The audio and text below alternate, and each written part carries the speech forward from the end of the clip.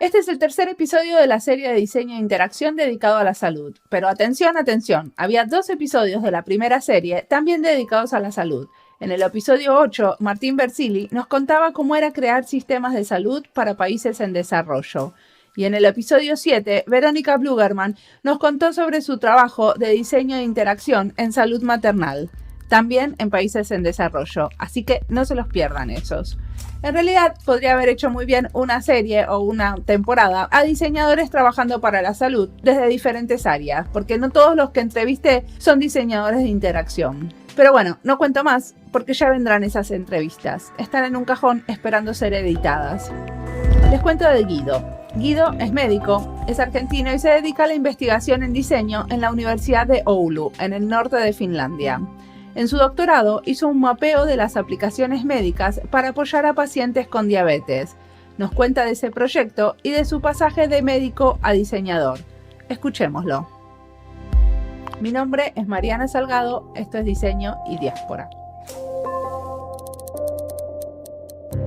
Bueno, ¿qué tal? Mi nombre es Guido Giunti, soy médico e investigador argentino. Estoy viviendo ahora en Oulu. Básicamente el motivo que me trajo acá es que estaba haciendo un doctorado industrial por un proyecto europeo y estaba basado en una empresa en España. Pero como tenés que tener una especie de socio académico, el socio académico en este caso era la Universidad de Oulu.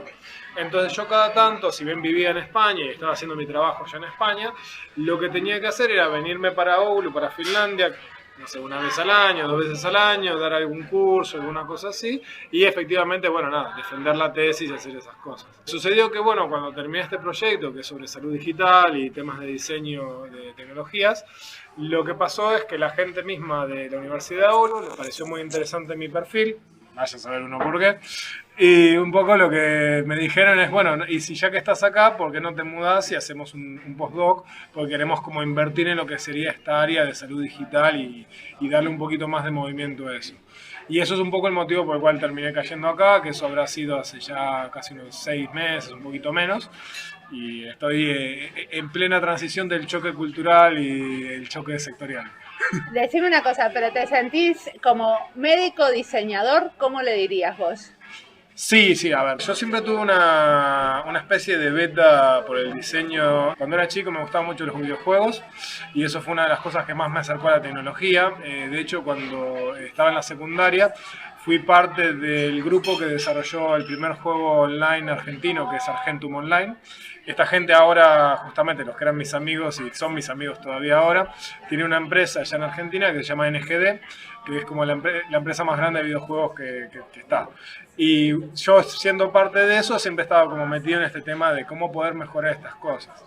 Cuando empiezo a ser como, tengo una vocación de ayudar, no sé, humanitaria de alguna forma bastante grande. Primero me metí en la Cruz Roja y eso fue lo que me hizo determinarme que me gustaba más la medicina. Cuando estoy metiéndome en medicina empiezo a notar cómo todo en medicina no está particularmente desarrollado de una forma, digamos, centrado en el humano, por ser generosos.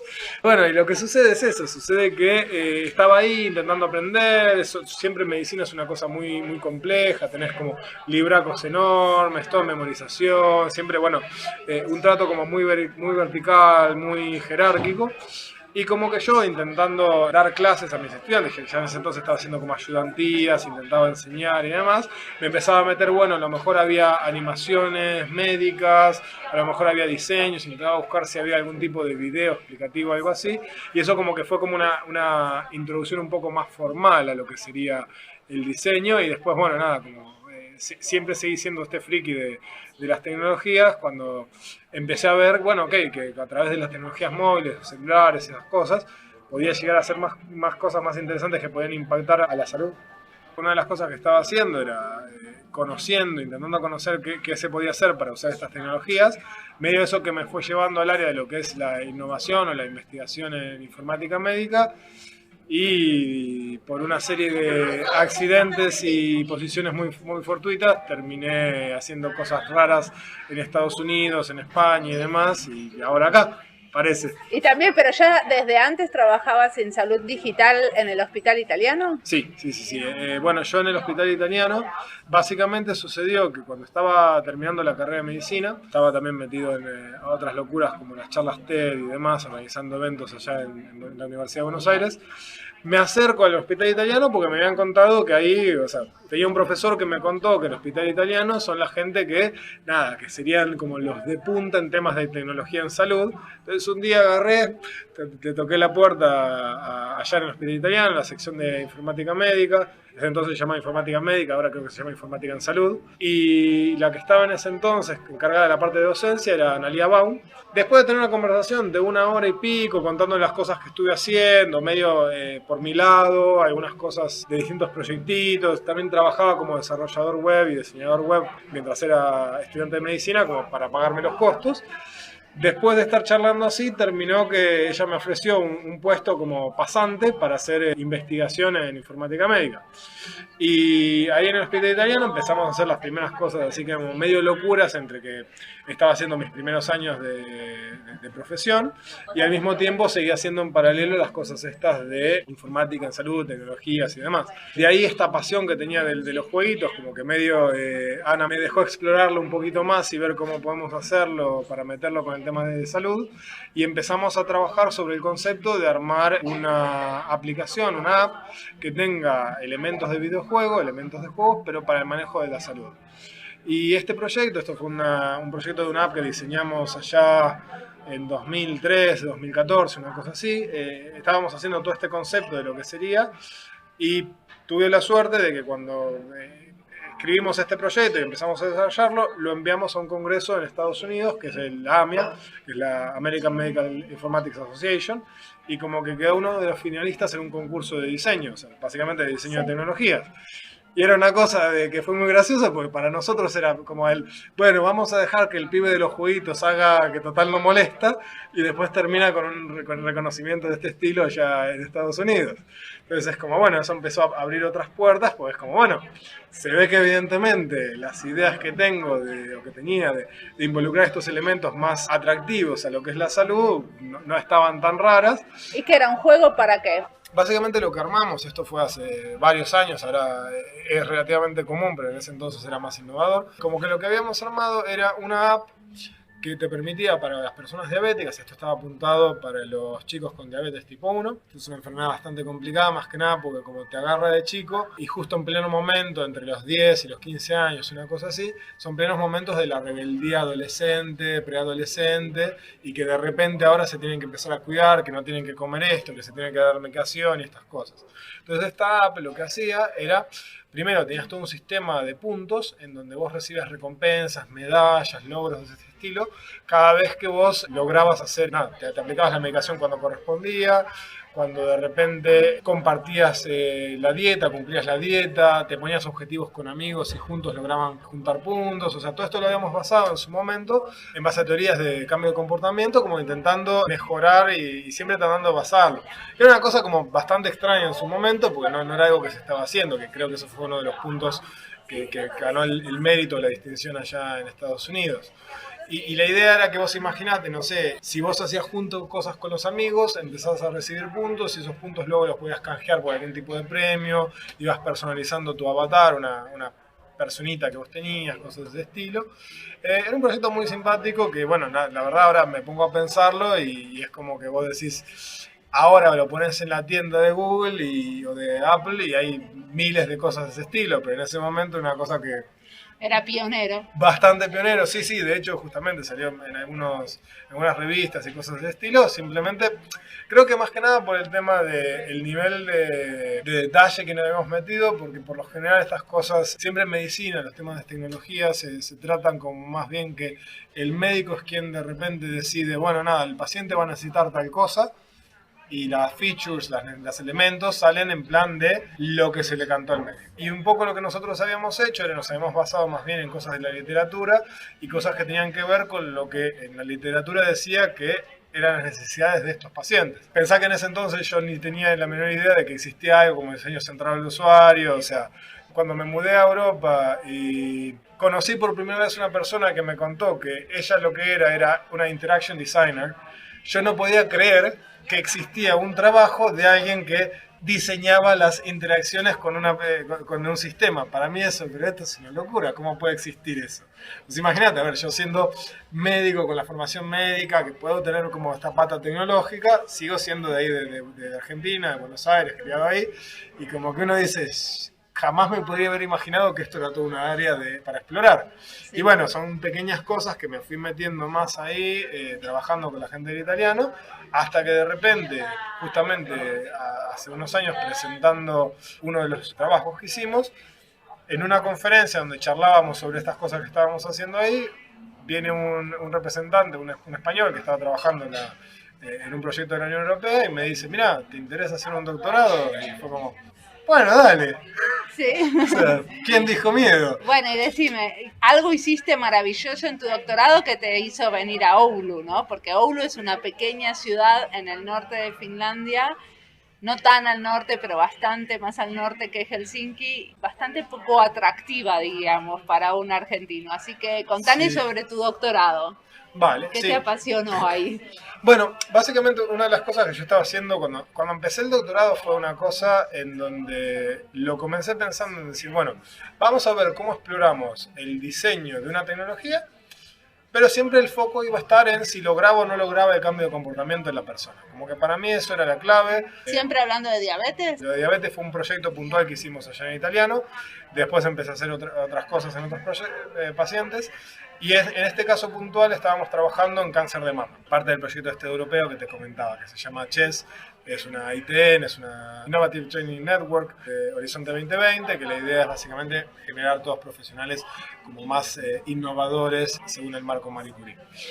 La idea con este proyecto era lo que yo estaba haciendo, estaba enfocado en cáncer de mama y queríamos desarrollar una herramienta que ayudase al paciente con cáncer de mama para mejorar su salud o evitar algún tipo de recaída. Cuando empezamos a trabajar en este tema, yo estaba más concentrado en si esto hacía o no hacía algún beneficio en la salud, siempre en un outcome muy concreto, una cosa muy enfocada en, vale, la app esta es simplemente una herramienta, yo quiero ver si funciona o no funciona. Pero resulta que como estaba trabajando en una empresa y la empresa como era muy chiquitita y no tenía muchos recursos, también me tenía que meter mano en otras cosas. Entonces, para poder llevar adelante el proyecto, me tuve que empezar a meter más de mano en lo que es el tema del diseño, el design thinking. En eso mi supervisora, Mina Isumursu, me ayudó mucho para meterme en toda esta temática y empezar, bueno, ok, esta cosa del design thinking, esta cosa de empezar a crear entendiendo y partiendo desde la base de que yo me pongo en la piel de la persona y trato de pensar en el problema que tenía esta persona, cambia completamente la perspectiva, el paradigma con el cual nosotros estamos trabajando.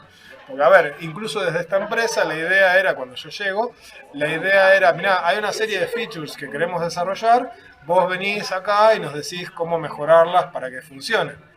Metiéndome en todo este mundillo del diseño central del usuario, el design thinking, me empieza a decir, no, pará, la cosa es al revés. Vamos a preguntarle a quien lo va a usar qué es lo que quiere y en base a eso empezamos a trabajar. Y de ahí, por ejemplo, lo que terminé haciendo es empezar a hacer trabajos en otras enfermedades, empecé a trabajar con esclerosis múltiple, simplemente porque estábamos expandiendo un poco el scope de lo que es el proyecto.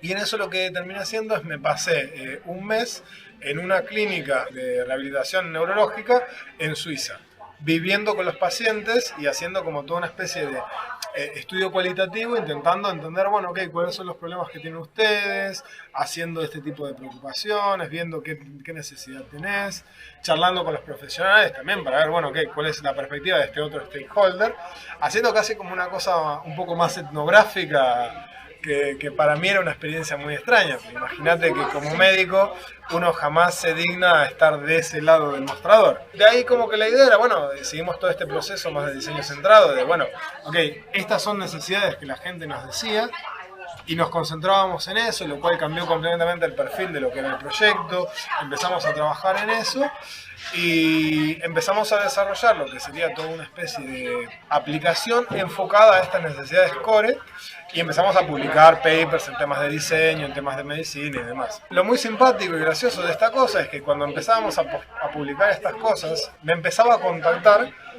pacientes a través de Twitter que habían visto el paper o que habían visto la cosa, porque bueno, claro, paciente empoderado digital, que está todo el tiempo buscando qué cosas hay, agarré y me dice, mira, acá, hola doctor Junti, qué sé yo, que vi lo que hizo y quería ver si podía bajarme la app para hacerlo. Y todo esto en plan de, no, que la app todavía no está hecho, lo que está publicado es una propuesta, claro, un concepto. El concepto, hay un mockup, una cosa así. No, bueno, pero ¿y podemos comprarla la app? ¿Cómo se hace? Y de repente, no sé, asociaciones de pacientes también contactándote a través de Twitter o del correo. Y vos decís como, bueno, a ver, claramente esto, hay que hacerlo, hay que hacerlo, ¿viste? Entonces, bueno, como que eso es uno de los proyectos en los cuales ahora estoy trabajando, porque es esta cosa de decir, bueno, claramente acá hay una necesidad que hemos descubierto y hay una población que está muy activa y que quiere hacerlo. Pero, por ejemplo, dentro de los trabajos que hice para la tesis, una de las cosas más interesantes fue relevé todas las aplicaciones que puedes llegar a ver para distintas enfermedades. Por ejemplo, para cáncer de mama, porque habíamos empezado el proyecto para ese lado, lo hice, y habíamos encontrado 600 aplicaciones para cáncer de mama. En esta otra enfermedad, por ejemplo, esclerosis múltiple, ¿cuántas apps te imaginás que había para esta enfermedad? 200. 22. Ah, mira. Entonces vos imaginate que yo de repente, haciendo esta investigación, encuentro que hay 20 apps, 20 y monedas, y claro, tenés un montón de gente que está desesperada por tener algo que los empodere, que le dé algún tipo de control o herramientas sobre su habilidad, su enfermedad, y no había nadie haciéndolo. O sea, ¿hiciste un estudio comparativo de esas apps? Sí. Hicimos un estudio comparativo. Y así sacaste como ideas para qué es lo que tiene que ser, o sea, diste como hiciste lineamientos para que se entienda qué es lo que tiene que tener una app del futuro. Por ejemplo, un tipo así. O sea, como primero lo que hicimos es este cualitativo, un focus group, cosas de talleres de codiseño y de co-creación con los pacientes, también con profesionales sanitarios. Eso fue una de las fases que hicimos. Luego comparamos todas las apps que existen en el mercado para esta enfermedad con las necesidades que habíamos encontrado y con las necesidades de la literatura. Sí. Y es sorprendente porque era una cosa de que, mirá, a ver, si las necesidades eran A, no llegabas a tener un puntito, ni siquiera una línea cubierta, era completamente... Era otra cosa. No había nada, era nuevamente, y también había muy poca participación de profesional sanitario y de paciente involucrado en el diseño de estas aplicaciones. Que eso, bueno, no es algo tan sorprendente porque no es una cosa muy común. Por lo general las apps son cosas que son desarrolladas por emprendedores y que son equipos chicos y no se permiten hacer este tipo de desarrollo. Pero sí era una cosa sorprendente de decir, mira, a ver, ustedes no hicieron ningún tipo de estudio de mercado, sacaron una app con lo que les pareció que era lo que iba a necesitar la gente. Preguntale a alguien primero, ¿viste? Lo mínimo. Pero bueno, no, eso fue una de las cosas que luego llevó a mi proyecto de tesis, que lo que terminé creando es un framework, en realidad es un modelo de diseño para cómo desarrollar o cómo diseñar aplicaciones móviles o tecnologías móviles para enfermedades crónicas. Y la idea es que esto tiene un componente de cambio de comportamiento, un componente tecnológico y un componente específico de la que es la enfermedad. Entonces son cosas que a lo mejor plantean preguntas, plantean cuestiones que uno, si no es un profesional médico, a lo mejor nunca se le ocurre preguntarse cosas sobre la enfermedad. A lo mejor asume con simplemente lo que leyó en Wikipedia o lo que sea. Si uno está intentando hacer una tecnología, quizás no se preocupa por el aspecto de diseño. O sea, como que siempre lo que sucede es que es muy, muy raro que este tipo de proyectos sean hechos en verdad de una forma interdisciplinaria y por un equipo multidisciplinario. Entonces lo que intenté hacer con este framework, este modelo que creé, es simplemente intentar dar una serie de guidelines para que si alguien quiere desarrollar algo, se pueda poner el gorro de, bueno, ok, en este momento me pongo el sombrero de diseñador, que es lo que necesito, me pongo el sombrero de profesional sanitario, que es lo que necesitaría, y así, como para intentar suplir esas cosas. Y ese fue el proyecto de tesis que terminé defendiendo el año pasado, sí, en septiembre del año pasado. No sé si se acuerdan que en el episodio anterior, Juan Marcos Ortiz nos contaba de las pasantías que tenían para que los médicos se especialicen en informática médica en el Hospital Italiano en Buenos Aires. Sí, Juan y Guido se conocen, porque Guido fue investigador en esa pasantía, y es así como dio sus primeros pasos como investigador en diseño. Guido no se denomina diseñador o investigador en diseño, pero por lo que cuenta, lo que él hace para mí es lo mismo que hacemos los diseñadores. Pero eso de la identidad profesional es algo muy complejo, y personal. Y supongo que es un poco como la identidad nacional. Yo sé, por ejemplo, que tengo pasaporte finlandés, o sea que formalmente soy finlandesa, pero no siempre me autodenomino finlandesa. A veces y cuando me conviene. O cuando quiero contar cómo hago algo de una forma muy finlandesa. Si no, soy argentina. Pero también a veces en Argentina me siento muy extranjera en miles de cosas. Sigamos escuchando a Guido. Muy bien, y yo te quiero preguntar, porque a mí nunca hablé con un médico que hable como diseñador y que hiciste como haces trabajo de diseñador. Cuando vos trabajás con los diseñadores, ¿qué diferencia ves? ¿Qué cosas podés hacer vos diferentes cuando estás haciendo investigación de usuario de las que pueden hacer tus colegas diseñadores? De formación diseñador, porque vos ya sos diseñador también, ¿no? Sí, bueno, a ver, yo siempre siento que el término diseñador me queda grande, pero es como que es demasiado para mí, pero bueno, nada, te agradezco la observación. Justamente una de las cosas que es muy distinto para mí es cómo tenemos visiones distintas del mundo. Desde ya, alguien que se mete por el sendero del diseño tiene una forma de interpretar las cosas de una forma mucho más cualitativa, de una forma mucho más subjetiva, no tiene ningún tipo de resquemor en pensar que, bueno, no, esto es mi opinión y a lo mejor no existe. O sea, como que uno de los conceptos claves dentro de lo que es el diseño es que, mira, este no es que es el mejor diseño, es el mejor diseño que pudimos hacer ahora, en este momento, en este concepto, en esta situación, sí. Desde el punto de vista de la formación que yo tengo como médico, eso es rarísimo, porque justamente el médico se mueve en un mundo de incertidumbres y tiene que estar atado a una certidumbre. Vos imaginate que si yo como profesional sanitario me pongo a pensar que puede llegar a estar mal lo que estoy diciendo, estoy paralizado ante un paciente que está llorando o que tiene alguna situación. Si yo no sé que, si yo no tengo una confianza en que mi tratamiento es lo mejor que puedo dar en este momento, no puedo decir nada, me quedo mudo, me quedo callado. Sí. Entonces un médico se mueve con muchísimo más cuidado, tiene como busca siempre un absolutismo, la certeza, un objetivismo que no existe. No puedes prototipar, a ver, prototipemos con este paciente este tratamiento y después con el otro tratamiento. Digamos que no sería ideal.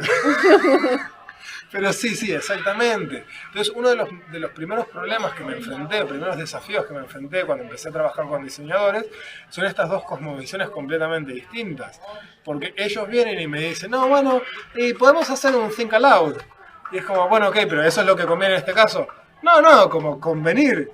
No sabemos que también eso es lo que queremos intentar en este caso. Exactamente. Claro. Y por otro lado, desde el punto de vista de esta otra rigurosidad con la que uno viene, o sea, de esta perspectiva de no, mirá, acá uno está el objeto de estudio y estoy yo, o sea, como que hay una separación entre estas dos cosas, de repente he descubierto que permiten disparar conversaciones que no hubieran estado.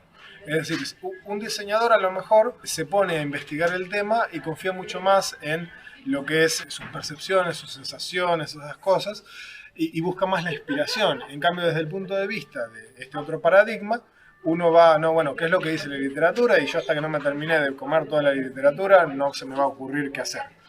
Entonces, en el momento en donde yo me encuentro, en el punto donde yo me encuentro, es como en esta especie de híbrido, en esta especie de puente entre las dos disciplinas, porque de repente, primero que yo me tuve que pasar sus buenos años aprendiendo las enfermedades, entonces de repente si hay alguna necesidad, hay un proyecto, para mí pensar en, bueno, mira, paciente diabético, sí, va a tener esto, va a tener esto otro, va a tener esto otro, lo saco o de mi propia experiencia como profesional o lo saco de los años que tuve que formarme. Un diseñador ante eso quizás se queda pensando, bueno, vamos a ver qué es lo que dice la gente en internet. Y de repente, justamente cuando estamos hablando de tecnologías en salud, en este área tan sensible, si yo le digo a una persona como médico, yo recomiendo una aplicación, estoy ejerciendo un acto médico. Hay una connotación de que la persona va a confiar implícitamente en el contenido porque se lo ha dado un profesional. Entonces justamente ese cambio de responsabilidades cambia lo que sería el plano del diseño. Una de las cosas en las cuales tuvimos que trabajar mucho con el equipo de diseño, tanto en Oulu como cuando estaba en la empresa, era en la concepción de qué es lo ético. Porque de repente un diseñador no necesariamente se va a detener a pensar que si el botón está allí o está allá, quizás influye en cómo la persona va a percibir su propia salud. Por ejemplo, si en una aplicación que dice que te tenés que dar una medicación a tal hora y recibís puntos por aplicarte la aplicación, un diseñador quizás no se para de detenerse, de que, bueno, pero ¿y si esta persona se empieza a dar más medicina de la que se tiene que dar? ¿Estamos en problemas? Exactamente. ¿Y qué pasa si yo le estoy dando mensajes motivacionales de salir a correr a una mujer que acaba de dar la quimio? Sí. La estoy deprimiendo porque no va a poder salir a correr.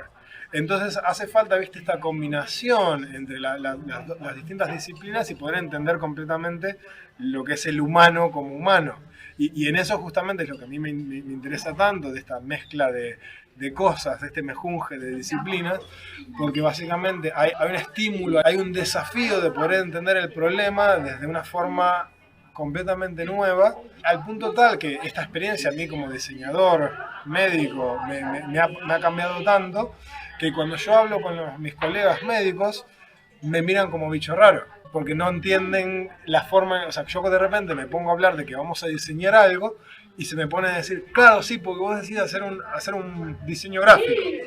No, la experiencia. Claro, ponerle los colores distintos. No, vos fijate cómo... Y son cosas que cuando empiezo a hablar con ellos tengo que empezar a switchear, y cuando hablo con los diseñadores tengo que switchear. Entonces es un juego de cintura muy, muy simpático porque estoy entre dos mundos. Sí. Buenísimo, pero ¿te gusta estar ahí? Sí, es una cosa muy, muy linda y la verdad me emociona mucho el estar explorando, porque justamente son cosas que no hay tanto hecho, de repente hay cosas que están hechas, pero de repente lo que está hecho siempre se le puede dar una vuelta, y justamente la gracia, la buena fortuna que tiene el diseño es que por más que algo esté hecho bien, no es el mejor, no es el límite objetivo. Siempre se puede rediseñar, siempre se puede mejorar. ¿Y qué te ves haciendo en 5 años? En 5 años lo que me gustaría estar haciendo es trabajando en un equipo interdisciplinario para generar este tipo de soluciones que ayuden a los pacientes pensando en la necesidad que tiene el paciente y su entorno. E intentar solucionar los problemas que tenga esta gente de una forma completamente integradora, en donde estemos uniendo lo que son las tecnologías de punta, lo que son los sistemas de salud y lo que es el entorno familiar del paciente. Porque por lo general nos olvidamos mucho de que el paciente será paciente, pero primero es persona. Y si uno tiene una condición, una enfermedad crónica, algo así, se apoya mucho en la familia. Y ese es un lugar, la familia, los amigos, los afectos. Y eso es un lugar que los diseños de tecnología actuales no están mirando, y nos estamos concentrando mucho en el paciente como enfermo y no tanto en el paciente como humano. Y eso es una de las cosas que me gustaría estar haciendo de acá a 5 años. Y decime una cosa, la última pregunta. ¿Vos te parece que la inteligencia artificial va a revolucionar la medicina? ¿De acá a 5 años? Totalmente, no sé si de acá a 5 años, pero totalmente sí. Entre 5 y 10 años yo creo que hay un cambio completamente. Hay una frase que me gusta mucho decir, que no es mía, pero es que yo no creo que la inteligencia artificial vaya a reemplazar al médico, pero los médicos que usen inteligencia artificial van a reemplazar a los médicos que no. Porque lo que sucede es que basarnos en las limitaciones que tiene mi cabeza en este momento, de recordar todas las interacciones médicas posibles entre droga o todas las enfermedades, y olvidarse de que en realidad con la tecnología nosotros podemos hacer eso que yo hago en horas, lo podemos hacer en segundos, podemos cruzar las referencias de distintas enfermedades, problemas poblacionales, cosas alimentarias, genómicas, un montón de cosas que no la podemos tener en nuestra cabeza. Poder confiar en una herramienta que lo pueda hacer, eso va a cambiar completamente la medicina. Y es más, yo creo que es muy posible, ya poniéndonos en futuristas totales, yo creo que es muy posible que empecemos a pasar por una ola en donde el médico va a pasar de ser como una especie más de consejero de salud o auxiliar en las cuestiones de salud, y vamos a confiar mucho más en la tecnología, haciendo que el cuidado con un médico quizás incluso se vuelva una commodity, en donde yo digo de las grandes clases, para decir, no, bueno, yo me trato con mi médico personal, ustedes se tratan con las máquinas. Como que va a pasar este punto, porque simplemente la tecnología se va a hacer tan al alcance de cada persona que por ser una cuestión de costos la gente va a empezar a ir a la máquina. Sí. Vamos a siempre querer confiar en el humano, vamos a siempre querer tener eso porque todavía dependemos de eso, dependemos de estas relaciones, del contacto. O sea, he tenido pacientes que confiaban en mí no porque pensaban que yo era el mejor médico, sino simplemente porque hay un vínculo. Sí. Y ese vínculo es la parte que nosotros no podemos tocar con la tecnología, o que sería una pena que la toquemos con la tecnología. Entonces yo por eso creo que podemos tener estos roles así como más de consejero, health advisor, no sé, sí. Pongámosle, Consejero. Estamos hablando de un consejero, algo que cambie completamente la forma, y seguramente esto no es algo que le caiga muy bien a colegas míos médicos. Pero lo que sucede es que, muchas cosas van a pasar, nos gusten o no, y es la responsabilidad nuestra como profesionales sanitarios estar ahí para poder guiar estos cambios. Porque que la gente le hace preguntas al Google, eso está pasando.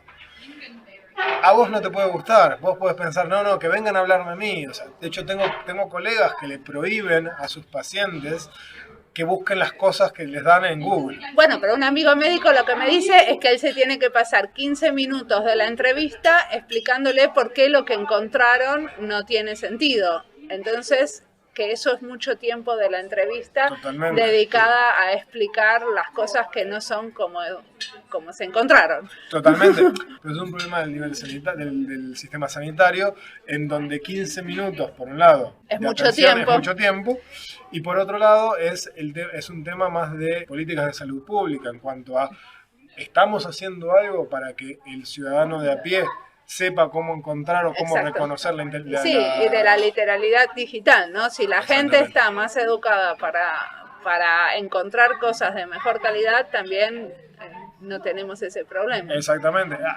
En ese sentido, con el tema de salud es como con cualquier otra cosa. O sea, la información está, la responsabilidad está como de nuestra parte como sistema, si uno quiere, es ¿cómo nos aseguramos de que la gente pueda tener un criterio para juzgarlo?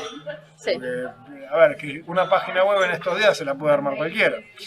Y si yo quiero, de hecho justamente en el estudio que hicimos de las aplicaciones de salud, encontramos que 10% de las apps hablaban de homeopatía.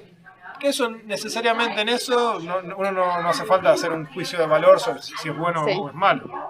Sino que lo que sucedía era que dentro de las apps estas que encontramos, que eran de medicinas complementarias o alternativas, había aplicaciones que le decían al paciente con cáncer, acordate que estamos hablando de gente con cáncer, de aplicaciones de cáncer, le decían que la forma de curarse era a través de hipnosis. Entonces que uno se iba a curar del cáncer de mama escuchando estos tapes de autohipnosis. Y ahí estamos hablando de que justamente entramos en un terreno de, el ciudadano de a pie no sabe que la gente de Apple o de Android no se va a estar molestando en fijarse si el contenido es verdadero o no es verdadero. Sí. Pero la gente asume, mirá, acá está, debe ser cierto. Si está escrito en un libro debe ser cierto. Claro. Lo mismo, si está en internet debe ser cierto. Es una responsabilidad nuestra de que de los profesionales de la salud y de los profesionales de educación en general. Completamente, exactamente. Bueno. Che, muchas gracias. Es interesantísimo cuando Guido dice que el foco está en lograr el cambio de comportamiento de la persona.